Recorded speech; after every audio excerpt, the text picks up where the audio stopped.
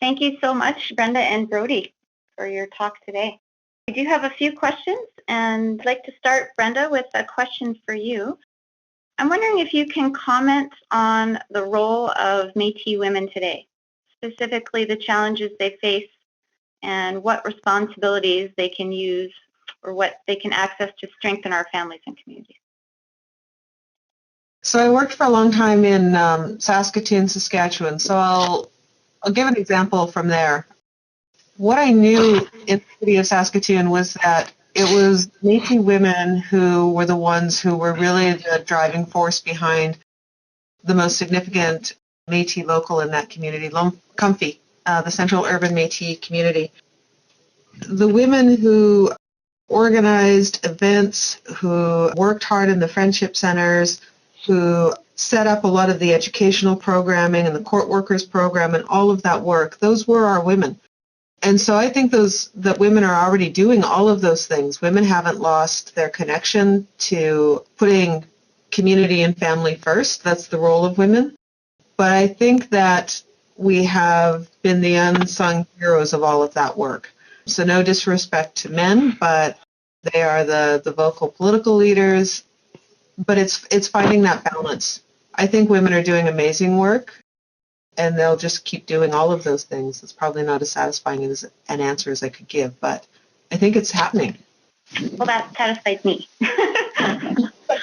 Okay, so Brenda, another question for you. What challenges have you encountered doing research on Métis population? Well, the challenge is figuring out the language that's being used in historical documents. So I work with historical documents. And historical documents are not written in the language that we would prefer them to be written in. So, for instance, the word Métis is not used that often. It certainly is used, and quite often it's used in the way that it's intended to be used in the French language. Métis is mixed. And so you can have a mixed economy, you can have a mixed community, you can have mixed race people, you can have all sorts of things that are mixed. So it's reading documents incredibly carefully to find who are the people that are being discussed. Are they being named? Where are they being located? And as much as possible, I try to triangulate the kinds of genealogical reconstructions I do with historical documents. So I'm less concerned if they're called half-breeds or Métis. I'm more concerned with whether or not a community, political community, an economic community, and a cultural community not only exists, but actually activates those kinscapes in ways that support their goals and activities as opposed to individuals. I agree with Brodie. You need to be cognizant of the fact that we're not talking about individuals of mixed race or mixed ancestry. We're talking about collectivities of people in historical records. So it's being incredibly cautious of the kinds of historical terms that are being used and not applying a contemporary lens to what those words might in fact mean. Great. Thank you, Brenda. So I think this is a question for both of you. So 2016 is a centenary event for the Métis Nation. Are there any national Métis events to celebrate this 2016 that you know of? I know of that the Métis National Council has recently made it the year of Cuthbert Grant, who was the first Métis to fly the national flag. And so that is one significant declaration, so to speak. But as far as events surrounding that, I'm not aware. Brenda, did you have any comments on that one? I know that there are various mini conferences or symposiums being planned to mark the Battle of 7 Oaks as well. Scholars are getting together to reinvestigate and talk about those concepts, but I'm not clear of where all of those might be. But so yeah, I tend to hang out more with that crowd, so that's what they're up to. Okay, another question for both of you. What role do you see Métis National Council playing to support women to take leadership roles within the nation? To have women of the Métis Nation, the Mme Nation Métis, and they are a national body that represents the women of the Métis Nation, and they are comprised of elected women from the various governing members of the National Council. And so they are present at most national dialogues concerning Métis, along with National President Chartier. So they do have a fairly strong engagement within national politics in the Métis Nation today. So another question for Brodie. Why is it important to register provincially? Oh, certainly, a very important question. The significance of provincial registration is first and foremost because of identity. It's easy to self-identify as Métis, which has been done historically. However, when one self-identifies, one lacks the community acceptance component.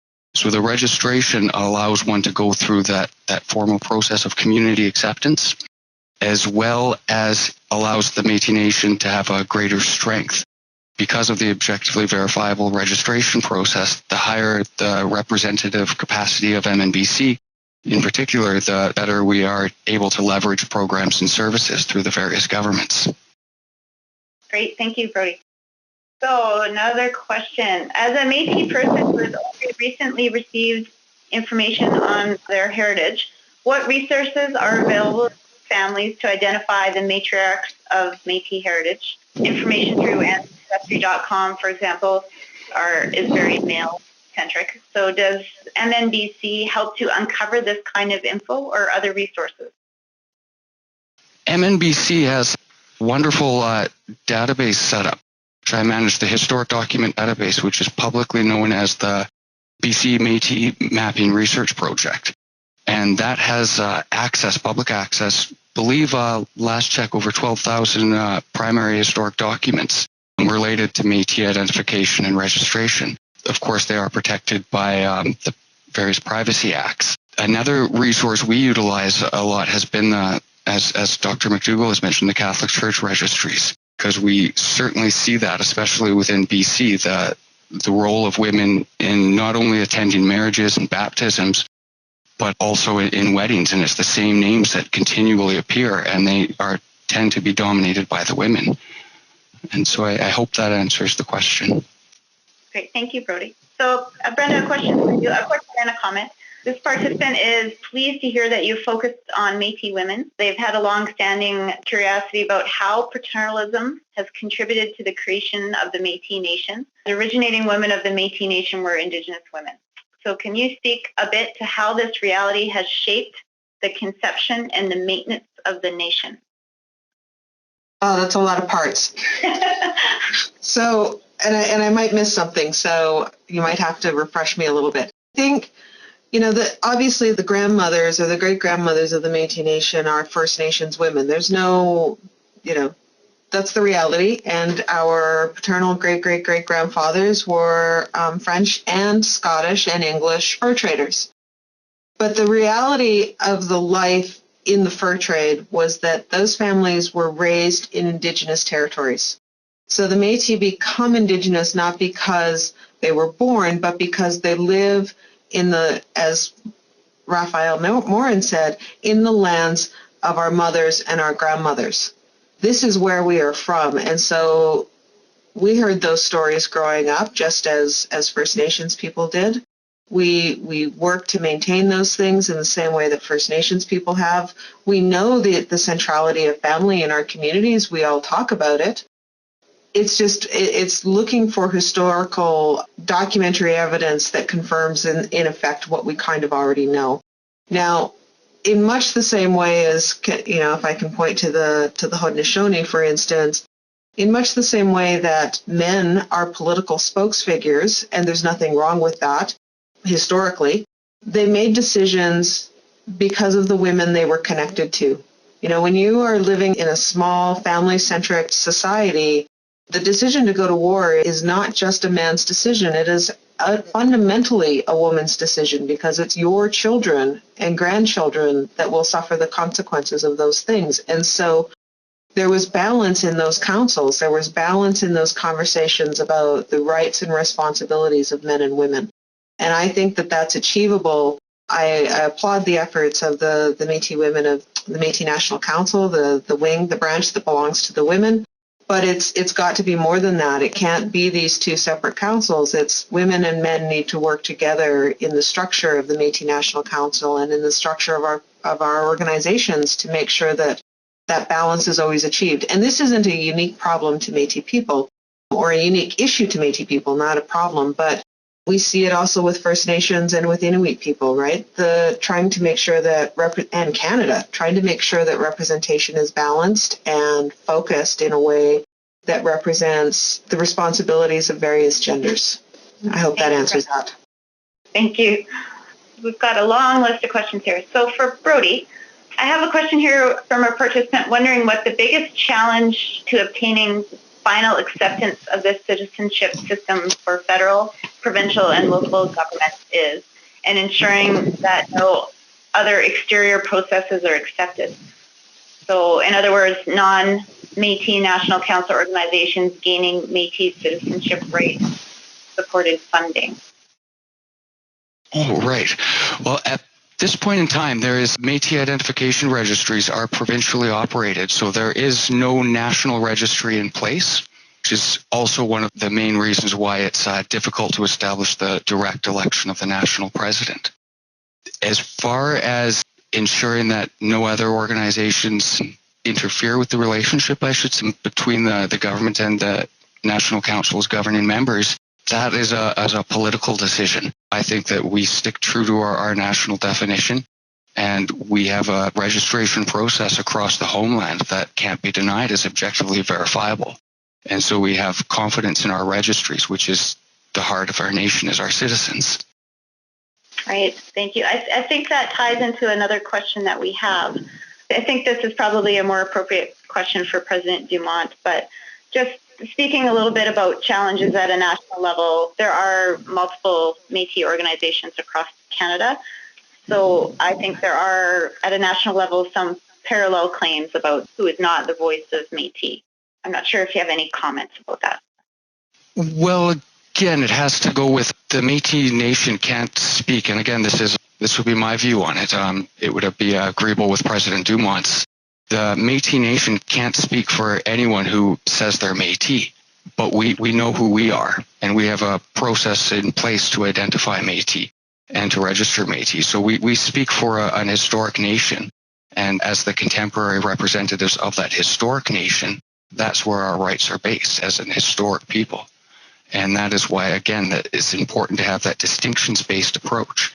And I mentioned, for example, we have the history, we have a geographic homeland, we have a language. And for example, in 1885, Donald didn't send the cannons to the Maritimes to attack the Métis, he sent them to the prairies. And so we know exactly who we are. It's just a matter of maintaining that distinction as a historic people. Thank you. A question for you, Brenda. We have a participant that is a writer, and they have found research on Métis women to be very challenging. They want to know if there's a central location to look for such things. Is there somewhere that all books written by Métis are registered? No, you're right. It is challenging. I don't want to gloss over how challenging it is to track people down and to trace genealogies. Anybody who's done it knows how complicated that is and how frustrating it can be. So there is no central repository of Métis scholarship or authorship. Gabriel Dumont Institute in Saskatchewan, however, put together many years ago, and they keep updating it, General Bibliographic Index. I'm sorry, the title's escaping me, but if you contacted Gabriel Dumont Institute in Saskatchewan, they would be able to point you to, they have a publication that is a fairly wide-ranging publication about all of the titles dealing with Métis people that have been published, over the last century. But I can't say that they're female specific.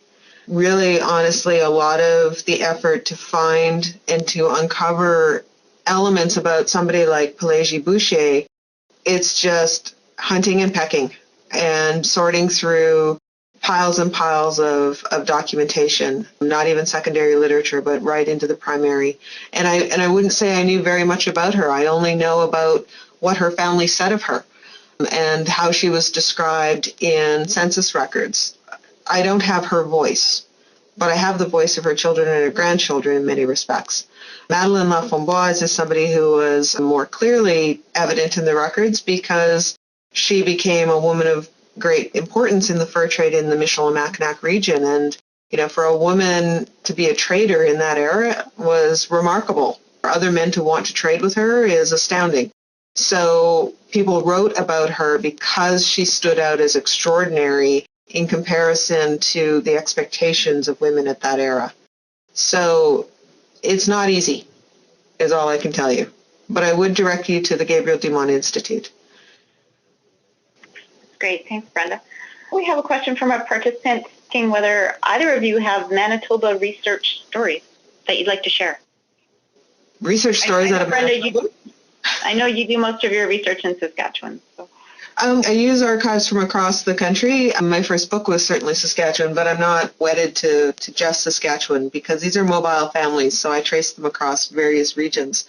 I've been to Manitoba. I've certainly used the archives there. I spent a lot of time in St. Boniface Historical Society as well as the Hudson's Bay Company archives. But, research isn't that interesting, so I'm not really sure that I have a great story to share.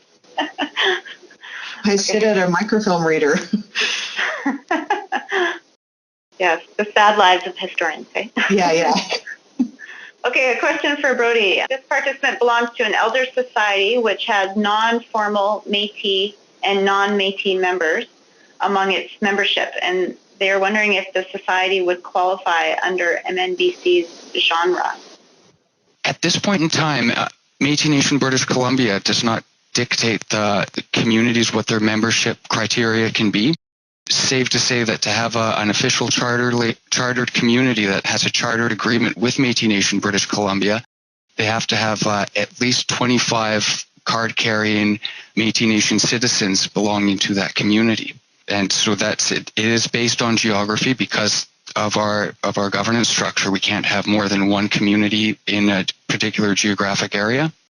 And so it would have to be in an area that isn't represented currently by a Métis chartered community and would have at least 25 T-Nation BC registered citizens as the community. Okay, thanks very much, Brodie. Here's a question for both of you. Maybe we could start with Brenda. Are there any specific recommendations coming out of the Truth and Reconciliation process that address issues prioritized by the Métis Nation, in your opinion? I haven't familiarized myself with all 94 recommendations, so I'm only familiar with, one or two of them, to be honest. I mean, that's a lot to digest. I don't think that there's anything Métis specific, but I also don't think that there's anything that is exclusive to anyone else. So I think that if Canada implements the TRC in the way that it says it will, I think all of us reap the benefits of those things. I don't think that it privileges one Indigenous group over another. I know that sometimes it feels that way, but the TRC, from what I've seen, is attempting to be as holistic as possible, even though the residential school claim process, as we know, was not.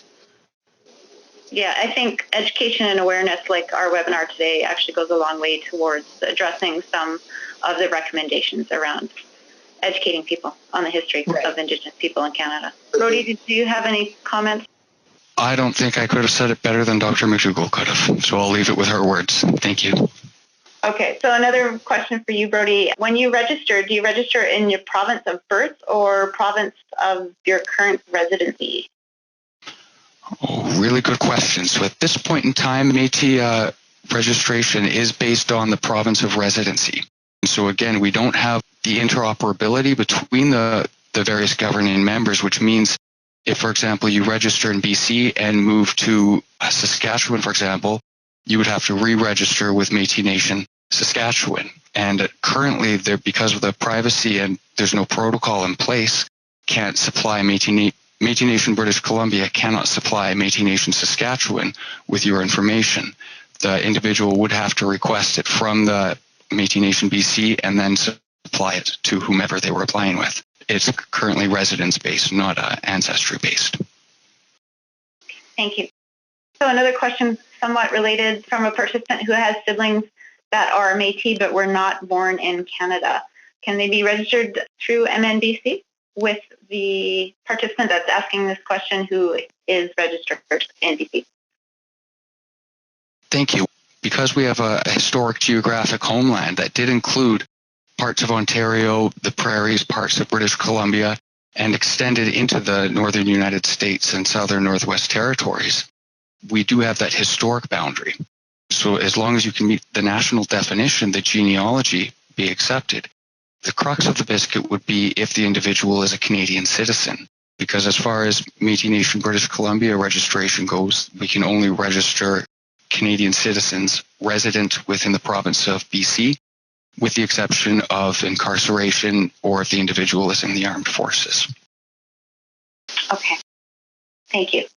We did have another related comment, sorry to put you on the hot seat for so long, regarding modern citizenship. Many people cannot prove lineage to a sufficient legal degree for the requirements of citizenship, but they do self-identify, but they cannot get the card, perhaps give up. Do you have any comments about that process? Absolutely. It is a daunting task. For our purposes, one is required to go back at least to 1901. And so typically that would be applicants' Métis parent, Métis grandparent, great-grandparent, and typically that would be at 4 or 5 generations back. And they would need to supply the legal family information birth certificate or the baptismal record that would identify each generation as well as the parental information. There is certainly that daunting task about it. However, it's something that registry does deal with on a day-to-day basis, and so if anyone felt overwhelmed, I would not hesitate to give Métis Nation British Columbia a telephone call and ask for guidance. Thank you. So one other question related to that. How would someone living in BC find out about their Métis ancestry in another province, such as Quebec? Does MNBC help with that process? Currently, no. The onus of the research is dependent on the applicant. However, it's, again, if there's a process of obtaining the documents or if there's a question on how to identify, again, that's certainly worth the telephone call. But unfortunately, at this point, Métis Nation British Columbia doesn't have the capacity to assist applicants in their Métis research. Sorry, Brodie, these are all for you. You're on the hot seat. What is the difference between a community membership card and the provincially issued Métis citizenship card? Oh, great question. But again, it has to go back to the context. And so before the Supreme Court of Canada's R.V. Powley ruling, Métis identification was primarily community-based, and so it was largely self-identification. So one could go into a community and say they self-identify as Métis, and the community could accept them, or they might have other requirements, for example, a monetary fee, or they may require an elder to vouch for them. But that process varied from community to community.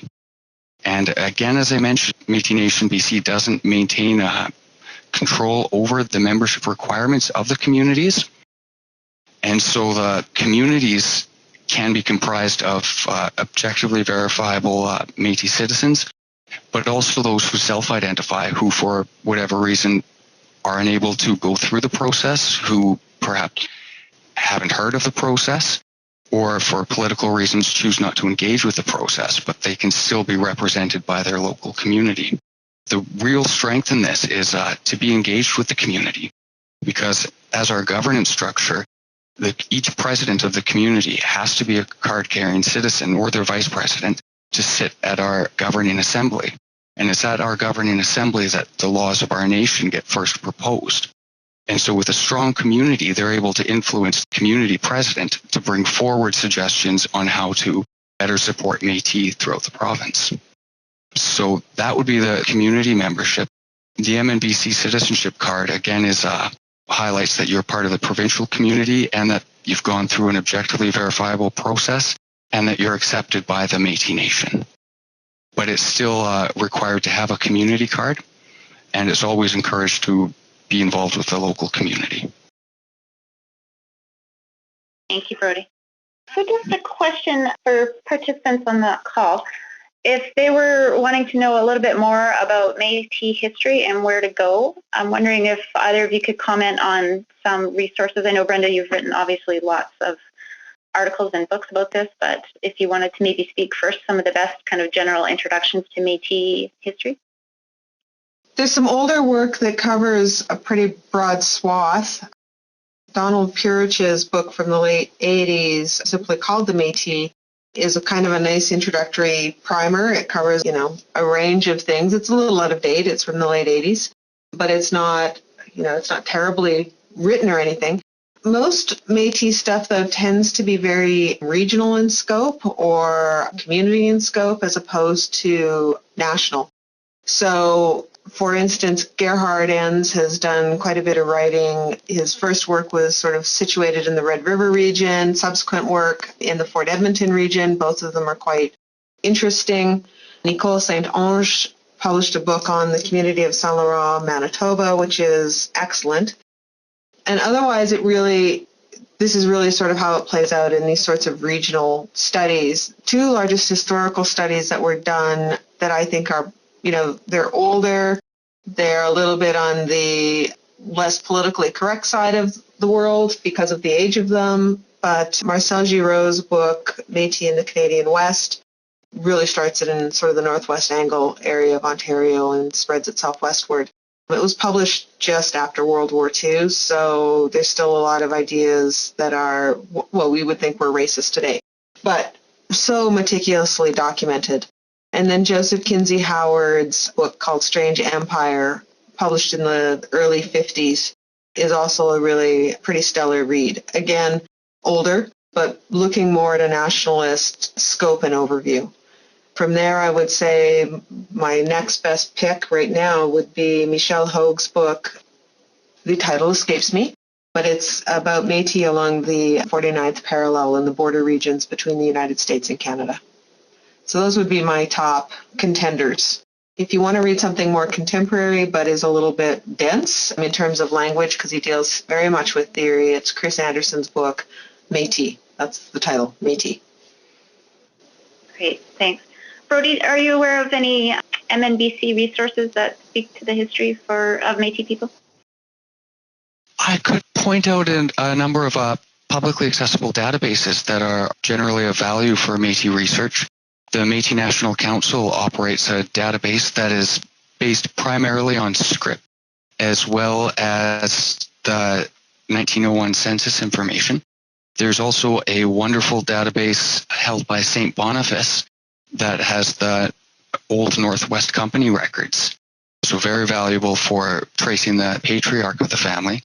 And again, our historic document database, the BC Métis Mapping Research Project. All three of those databases are collectively a wealth of information on Métis, both in primary sources as well as in secondary sources. Also on the BC end, Jean Barman has been doing a lot of research and publication lately. She's retired from the history department at UBC, but she's got a pretty strong level of scholarship for that side of the continent. Great, thanks. I could also direct people to the Collaborating Center's website. We do have a few Métis-specific resources, including a new one on Métis parenting. Just a final question or two one for Brenda. I know that we have a recent publication that you are an author in that is Indigenous Social Determinants of Health, and you write a chapter in that on Métis identity, and you link identity and family quite closely to health. I'm wondering if you just have any comments you could share around that connection in terms of how your identity supports your health and wellness. It's been a bit of a learning curve for me to sort of connect my historical work to the work of the National Collaborating Centers, and privileged to be able to do so. But, I grown up hearing and going to university hearing all of our old people telling us, if you don't know who you are, you can never make anything right. And it's one of those things that you hear people say, but you struggle with to try and figure out what exactly they mean. And what I've noticed over the almost 20 years I've been teaching in university is that our young people don't know who they are. They know that they're Indian, they know that they're Métis, they know that they're Inuit, but they don't know who their people are. Most of our young people can't identify their relatives beyond their grandparents' generation if they're lucky. They feel incredibly disconnected and cut off. They don't know how their community became what it became, or why they are where they are. And that's because we don't teach those things in school. They're certainly not a part of a K-12 curriculum for any province. And really, it's in university that many of them start getting these stories for the first time, and some never do. And I think that, I watched the news this week with the incident in La Loche, the shooting incident, and it's a beautiful community. They're lovely, lovely people in that community, and look at what they're struggling with. And I'm not saying that the world would be better if we could do this, or that we knew who we are, but at least we wouldn't feel disconnected if we knew who we were. If we understood our history, if we understood our place on the land, at the very least we would have that as a place to start building from. It doesn't cure all of the infrastructural problems, but it does help us feel grounded and feel secure in how we're going to start moving forward and speaking for ourselves and being assertive for ourselves. I really do believe that. Thank you, Brenda. So just a few more questions have trickled in here. This one can be for both of you. Is there any work being done to bring awareness to the Métis peoples in BC? It seems that the conversation often takes place in the East while we continue to fight for visibility in BC, which is Western alienation generally, if either of you could comment. Recently, we've been promoting BC as and some of doing research into areas that aren't currently recognized by the Métis National Council as historic trade routes, as corridors of communication that allow the Métis narrative to transport through BC. And so there's certainly been some interesting research coming out of MNBC. I've had the pleasure of presenting at several locations throughout the province on the role of the historic Métis Nation within BC, as well as some of the challenges in contemporary identity. And so I think we are moving forward in visibility, but I think unfortunately we still remain one of the best kept secrets in Canada. I'm going to interject for a sec because I think people in Ontario feel exactly the same way that people in BC feel. The reality is the strongest scholarship in historical evidence comes from the center of the country, Western Canada, and that's largely in part due to the Canadian government's attention to the West because of 1869 and 1885. When you actually engage in armed military combat against the Canadian state, they take notice. Right, definitely. Thank you. So I think we're at the point now where we can probably wrap up. My apologies to any questions that I may have missed. We had quite a big list of comments to try and sort through. I'd like to take this opportunity to thank Dr. Macdougall and Brodie very, very much for sharing their knowledge today on Métis history and current situation of Métis people. And I will let you know that we do have another webinar coming up in the next few months that's going to focus specifically on Métis health research on a national level. And we'll doing that one in partnership as well with Métis Nation BC. So thanks everyone today for joining us, and have a good day.